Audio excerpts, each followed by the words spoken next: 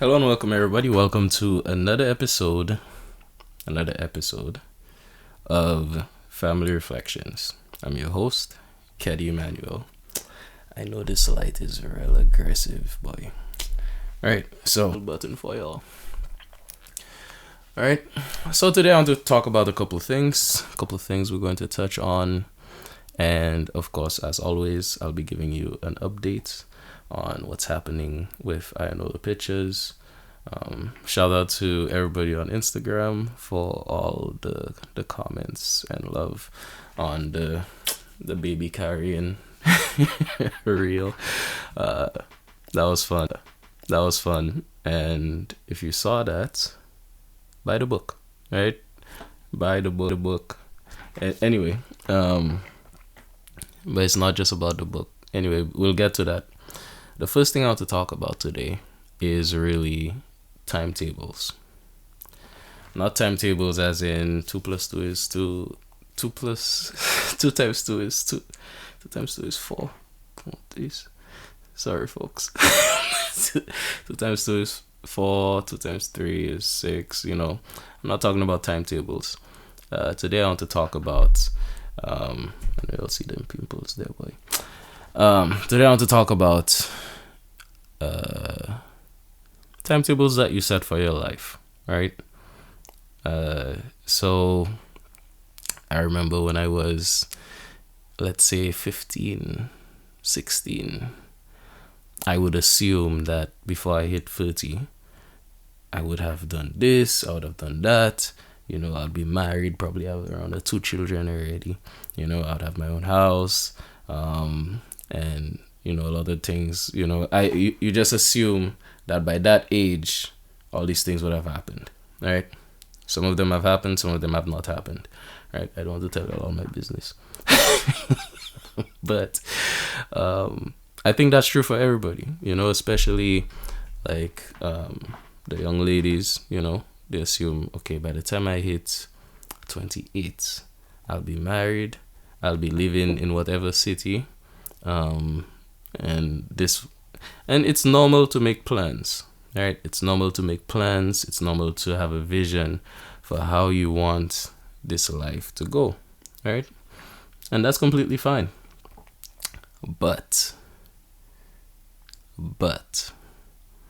and this is an important but, right? You have to ensure that when you are making these plans and you have this vision and you have this idea of how things should go and how things should be, that you also just cut yourself some slack. Like, it's okay to make a plan, but life is life, man. Life is life. So however way God decides to guide your path, however your life is turning out, you have to, I'm not saying not to work hard. I'm not saying not to ensure that you make a plan and stick to it to try to get to your goals. But when things happen and things aren't happening as quickly as you want them to happen, or as quickly as you envisioned when you were younger, or your life is different from the life that you always wanted, it's not the end of the world. Things might just be coming a little slower. Things might just be coming a little slower than you originally anticipated. But what happens is a lot of times people get frustrated, they get discouraged, they want to say, it's not working out for me, it's not gonna happen. But it can, and it will, if you stay focused, if you stay engaged, if you persevere, you'll still get there. So I just wanted to talk about timetables and how, yes, it's good to set those things, but take it easy on yourself, right? That's all I have to say. Moving on. The next thing is, these prices. These prices are rough, buddy. Like, inflation nowadays, the word inflation is like, it's crazy, yeah? So we have gas going up, we have food going up, we have all these things that used to be affordable now are not so affordable. Right? So what are you going to do? Huh? You're not going to stop eating, right? You have to eat. So you have to eat, you have to drive your vehicle, right? You have to do these things, right? There's no option. You have to do them. So you're going to have to pay the extra money. But at the end of the day, what it might mean is you might have to adjust a couple of things. So instead of, if you were driving to work every day and you live in just behind the little mango man behind your house, right? Instead of driving, maybe one day you decide, all right, let me see this week if I just pay the bus every day, how does that equate, right? Or you can try something else and say, okay, let me buy a little bike, right? And I'll ride my bike to work. It might not be that bad, You have to try different things to see what you can do. Because honestly, if I'm very honest with you, I don't think the inflation thing is going away anytime soon. I think we're going to be in this inflationary period, right? I think we're going to be in this inflationary period for a couple of years, Yeah, man. And the thing is, I know everybody's worried. People saying, boy, the price is so high, boy. I don't understand, how how people, they expect us to survive, and everything's so expensive. But I know you don't want to hear this. Okay, I know you don't want to hear this. But hear me out. Hear me out. Once upon a time, you know how much things like rent or gas or stuff like that used to cost? It used to be like you used to be able to buy a piece of land for $5, right? So inflation has always been with us in the background every day, just slowly but surely bringing the prices of things up. And at the end of the day, inflation is just really the value of your money going down. And naturally, the value of your money will go down as more people just keep being born and more people want jobs, and more people have jobs and are making money. So if more people are making money, then the value of money will decrease because more people have it. So the more people have it, the less value it has. So inflation will just always be there, just because we're alive and we're living and we're making more people. All right. So, I mean, I'm not trying to diminish how rough things can be, or even how rough things are right now, because things are all rough. But I'm just trying to cheer you up a little bit and say, I'm not saying it's completely normal, but it's not the end of the world. It's not the end of the world. We just have to be strong. We've already been strong. So just ease up, man. Just ease up. It's all right. We're going to get there. We'll get there. All right. So that being said, the next thing I just wanted to touch on before we head out the door, because I know y'all saying, boy, that man know how to run his mouth, boy. Oh gosh, boy. Yeah. But the next thing I want to touch on is, to me these days, boy, everybody on dating apps. I remember back in the day,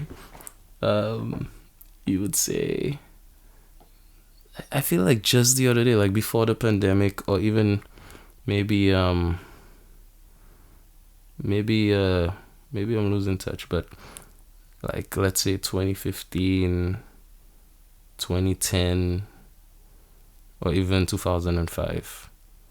Like if you tell somebody, yeah, I met my husband on a dating app, white people are just like, oh, so you went on a dating app and that's where you met him. But now, and rightfully so, right? Rightfully so. I'm not knocking dating apps. Now, a lot of people are meeting their significant other on a dating app, right?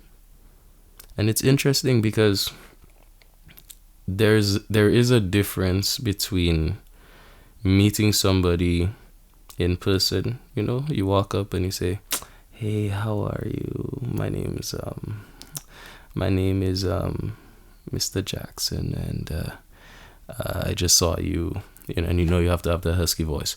I just saw you across the room, and I wanted to just come up and just introduce myself. And if you would be so kind as to allow me to just I don't know if you're waiting on someone, but if you would be so kind as to just share your number with me. I just really, I'd love to get to know you a little better. And then when you say that, you hear a deep voice respond to you. "Oh, why sure. I'd love for you to get to know me better." Now you're changing your mind, but you're realizing it's a different story. Anyway.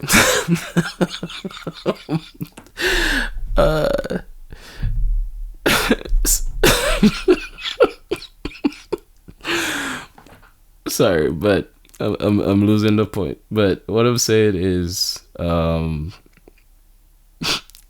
was I saying? Yeah, so it's different now, right? When you have a dating app, and people, before they meet you, they look at your profile and they say, "Okay, this is your height, this is your," and I know some of this depends on what dating app you're using, right? I get that. But yeah, people are going on there. They say, "Okay, this is your height, this is your profession," like they know your hobbies, what you like to do, what you like in person. Are you an introvert, an extrovert? And okay, I've never actually really been on a dating app like that, but I'm going off of what people have told me, right? And so here's the thing that I find concerning, but also intriguing as well, because you then are looking at a data set, right?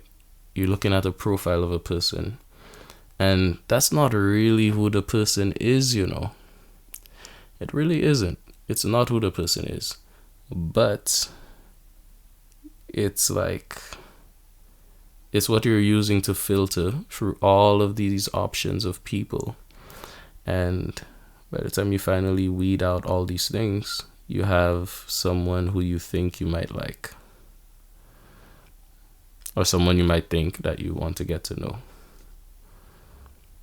It's interesting. It's not the way things typically have been in the past. Like when you're in a space and you see somebody from the other side of the room, and boy, the person looking nice, the person just catch your eye,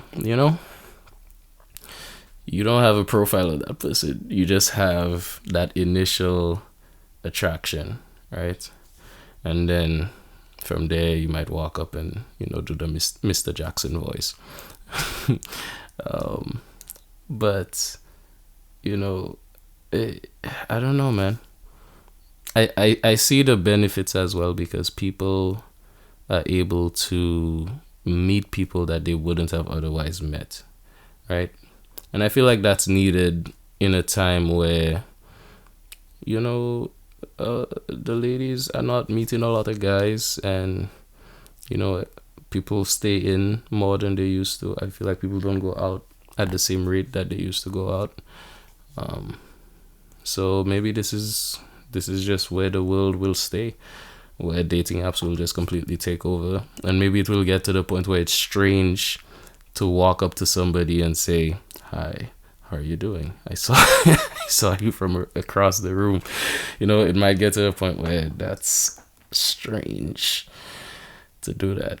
And maybe it's already strange to do that. Young people, y'all can tell me in the comments, is it strange if somebody just walks up to you like a stranger and they say, "Hey, I want to get to know you a little better. Is that strange already? Or do people still do that? I don't know. I'm getting old. I don't know. All right. So guys, I am on my way out of the door, but before I go, I want to give you a couple of updates, a couple of sweet updates, just for you to stay in the loop with what's happening and what we're doing. So, number one, on August, let me make sure I get the date right for you guys, because there's a lot of numbers floating around, and when you have a little brain like mine, sometimes you could easily lose track of the numbers. So on Sunday, August 14th, there will be an outdoor pop-up shop in New York, and that will be in Brooklyn, New York, right? So if you're Lucian, if you're Caribbean, if you're black, if you're white, whatever you are, okay, you need to be at the pop-up shop, right? So let me give you the address. So it is 438 East 49th Street, Brooklyn, New York, between Church and Snyder Aves. All right, did you get that? Let me say it again. 438 East 49th Street, Brooklyn, New York, between Church and Snyder Aves. Okay, at the St. Lucia House. So especially if you're Lucian, you know the St. Lucia House. So come support us, and also there'll be some other small business entrepreneurs there. So come and support. Let me tell you something. I feel like, as Caribbean people, as Lucian people, we have to get to the point where we're really supporting our own businesses. Support our own businesses. Yo, let me tell you, that is something that I have been doing for anybody I know. Especially, like, if you follow me on Instagram, you'll notice that I'll share, businesses of my friends, share businesses of my family, because at the end of the day, I think it's important for us to help each other in that way. Use your platform to help that business market. When you do that, you're helping them eat. Like, which one is better, for you to buy your friend or family a meal, or for you to help them market their business so that they can continuously buy meals? You never thought about that, did you? I know. Yeah, man. So yeah, you have to support your people, man. Who else will support them for you? You have to support your people. So guys, make sure you show up at the St. Lucia House on August 14th. And then the next thing is on August 21st. So this is 2 things in August coming up, right? So if you're in New York, if you're in Brooklyn, and if you're in Boston, right? If you're in Boston, my Boston people, yeah, y'all thought I wasn't coming for y'all. My Boston people, on August 21st at 6 Webster Street, right? 6 Webster Street, Hyde Park, Massachusetts. For the SDA folks, that's the Hyde Park SDA Church. The Shantae's World book launch, the book for Shantae's World is coming to Boston. And I have to tell you, people from New York will tell you that they also saw a piece of the film for free there. Yeah, so y'all have been seeing me posting about Shantae's World all the time, and all that stuff. So, hey, August 21st, mark your calendar now, right? Mark your calendar, mark it right now, right? And save the dates, We're going to be starting at 3 p.m. You see, I have the numbers right here, you know. I have the numbers right here. We're going to be starting at 3 p.m. August 21st at 6 Webster Street, Hyde Park, Massachusetts. Yo, let me tell you a little secret before I leave. I used to think there's something about the name Massachusetts that just seemed so American. Way before I even moved there, it was just like very American, you know? Massachusetts. Yeah. So I always liked the name Massachusetts. But anyway, those are the updates for y'all. Of course, in September, we're looking forward to going to the Trinidad and Tobago Film Festival. So y'all can hope and pray for us that we win another award. There, you know, Shantae's World deserves it. A lot of people put a lot of hard work and talent and dedication into that movie, and we're looking forward to it. Okay, cool. Bye for now. And if you haven't already, make sure to check the Ayanola Pictures website, www.ayanolapictures.com, down here at the bottom of the screen. Yes. Yep, make sure you go check that. And if you have not, also, if you're not in Boston or New York, you can go ahead and buy the book on Amazon. Otherwise, we would kindly prefer that you pull up and buy the book from us, right? Because you support more when you do it that way, right? We get a little more money to help us to continue to do what we're doing. Okay? So and also, I almost missed this. We have a set of books headed towards St. Lucia. A whole set of books, right? Because people in Lucia have been asking for the books, and we need to get them the books. All right? So we have a set of books heading to St. Lucia, so brace yourself, get ready. The books are on the way. All right? Cool? All right. I love you guys. Thank you so much for your patience. I know we could be a little bit more consistent with the Family Reflections episodes, but on the positive side, we have not stopped, right? We're not going to stop. I'm going to stay here with y'all, hanging on by the teeth. You know, I'll hang in there with you guys. All right, so